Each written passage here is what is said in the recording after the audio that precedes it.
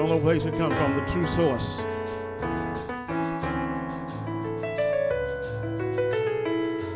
And where you can get it is to get to know Jesus.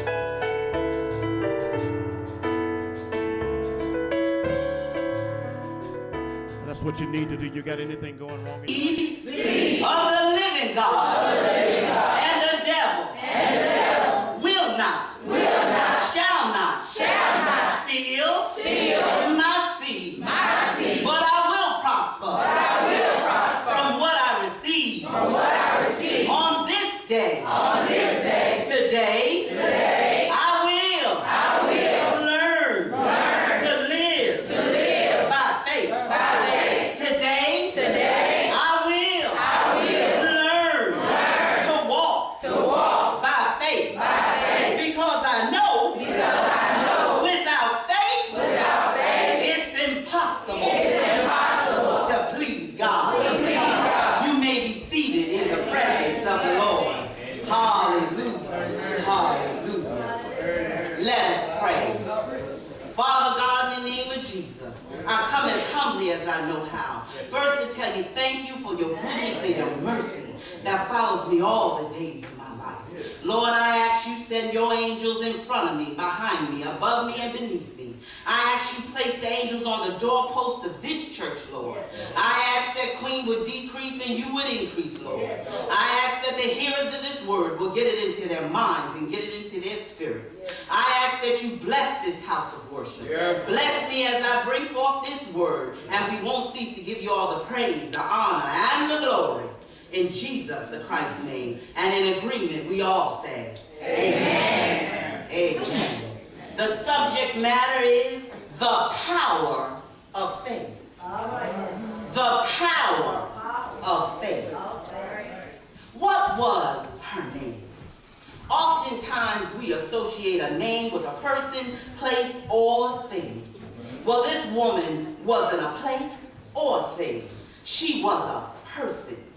But what was her name? Was it Aisha? No. Was it Boom Keisha?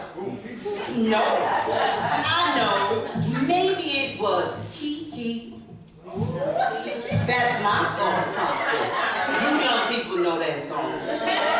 But the Bible simply says, a woman having an issue of blood.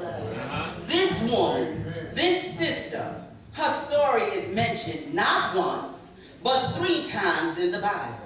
Matthew chapter 9, Mark chapter 5, and last but not least, Luke chapter 8. And Brother Luke was a physician, and it's quite interesting that he would be the last one in the Bible to tell this powerful story of a woman having an issue of blood. Just imagine. You go to Providence Hospital, Franklin Medical, you go to Mobile Infirmary, seeking help and asking the question, what's wrong with me? I've got a medical issue that's keeping me physically, mentally, financially, and spiritually exhausted. This is how this woman having an issue of blood had to feel. But Jesus was in the city, y'all, and soon and very soon she was going to see the king. See, it doesn't matter. It just makes more sense to get Jesus' attention. You gotta have some faith. So here she is with this situation, this issue, and she needs some help. Because after all, it's been 12 years. So much is happening in the surrounding cities and villages. The rumors are circulating about this man named Jesus and the miracles he's performing.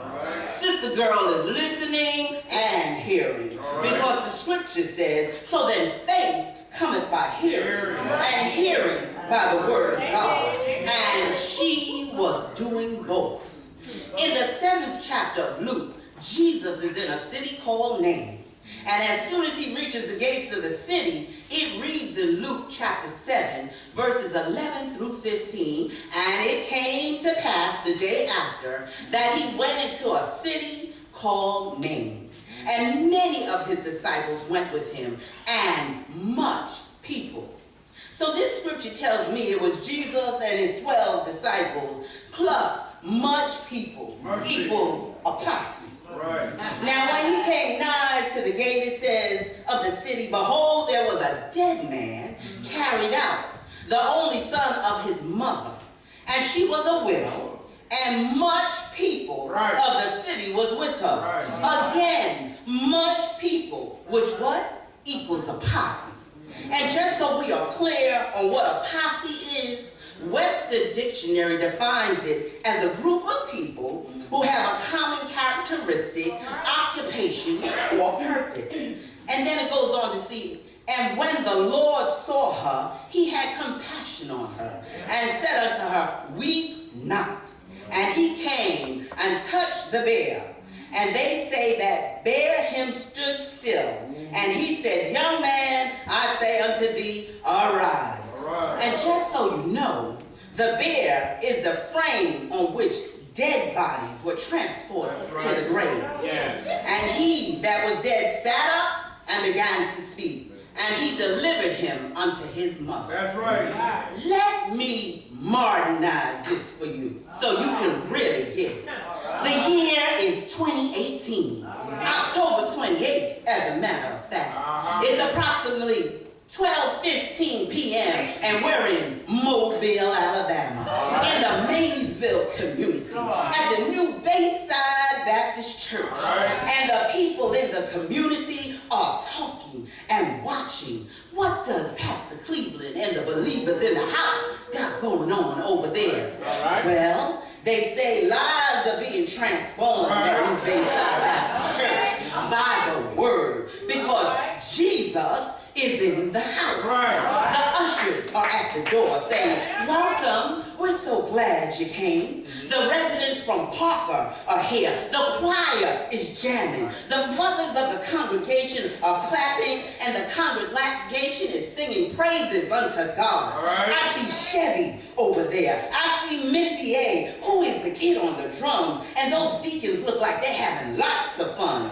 Jesus is healing, and chains are being broken. I'm going to New Bayside Baptist Church to get my healing, to get my deliverance, to get my blessing, because Jesus is in the house. And these folks got the power of faith. Can't you see it? Can't you feel it? This woman with an issue of blood knew Jesus was in the city. And her faith said, only he can help me. After all, everyone was talking about what happened with the widow's son. Miracles after miracles. She thought, I'm going to get my miracle. So she made a conscious decision to put some work to her faith. And she reached. We oftentimes say the usual cliche, Jesus will fix it after a while. Well, this sister had waited a while, just like some of us. The scripture said she had spent all her living upon physician. That means she was broke, busted, and disgusted. Jewish law considered her unclean. That meant she couldn't enter the temple. That meant she couldn't have physical contact with anyone, or they too would be considered unclean. All those people in the community, talking, walking, running, skipping, jumping. Why? Because Jesus was in the city. And she took her chances. She had the power of faith. If she could just touch the hem of his garment, her healing would happen. And it did immediately, instantaneously. But wait a minute. Let's switch gears for a moment. In Numbers chapter 15, verses 37 through 80, it reads, and the Lord spake unto Moses, saying, speak unto the children of Israel, and bid them that they make them fringes in the borders of their garments throughout their generations, and that they put upon the fringe of the borders a ribbon of blue. In the Old Testament, in the Jewish faith, a tallis is a prayer shawl. It is a fringed garment worn either or over one's clothing. It is a poncho-like garment with a hole for the head, and it has twined and knotted fringes, which are blue. Every Hebrew male wore a prayer shawl. This garment was required to have a tassel on all four corners with a blue thread woven in it. Needless to say, Jesus definitely had on his shawl as he walked through the streets ministering and healing. So you know, when the woman with the issue of blood came up behind Jesus and touched the border of his garment, she was touching his healing power. She looked upon Jesus and believed that he was who he claimed to be.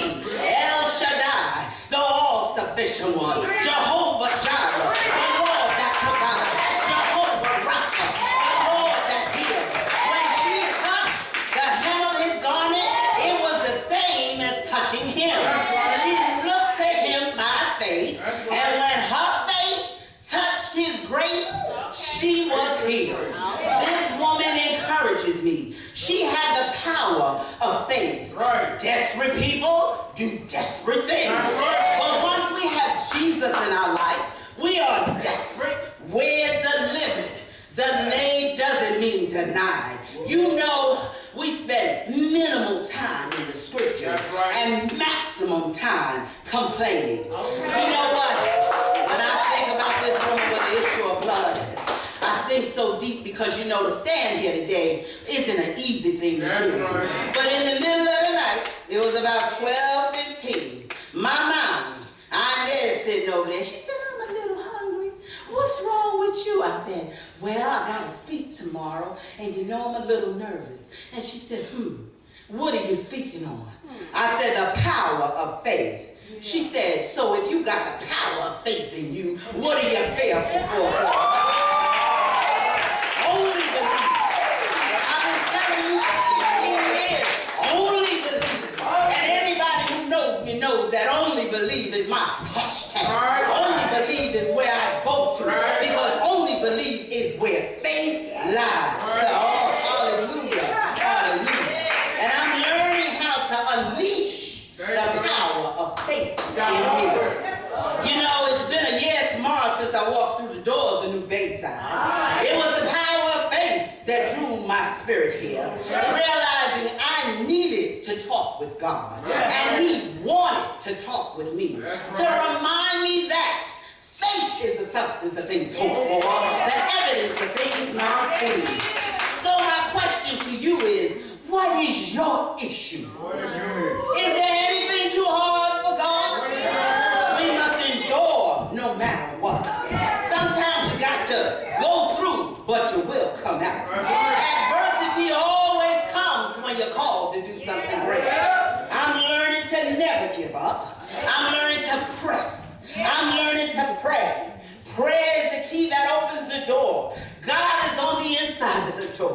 God is on the outside of the door. God is the door. Grab the knob, turn the knob, come in and talk with him. Prayer isn't a monologue. Prayer is a dialogue. But you gotta be prepared to listen to what God has to say. The scripture says in Luke chapter 11, verses 9 through 10, and I say unto you, ask and it shall be given you. Seek and ye shall find. Knock and it shall be opened up to you. For everyone that asketh, receiveth. And he seeketh, findeth. And to him that knocketh, it shall be opened. New Bayside, ask and keep on asking. Seek and keep on seeking. Knock and keep on knocking. Pray and keep on praying. Shout and keep on shouting. Keep on rejoicing. Keep on working. Believe and keep on believing. Walk with him and keep on walking. Run to him and keep on running. You got the power of faith in you. You got the power of faith in you. You got the power of faith in you. You got the power of faith in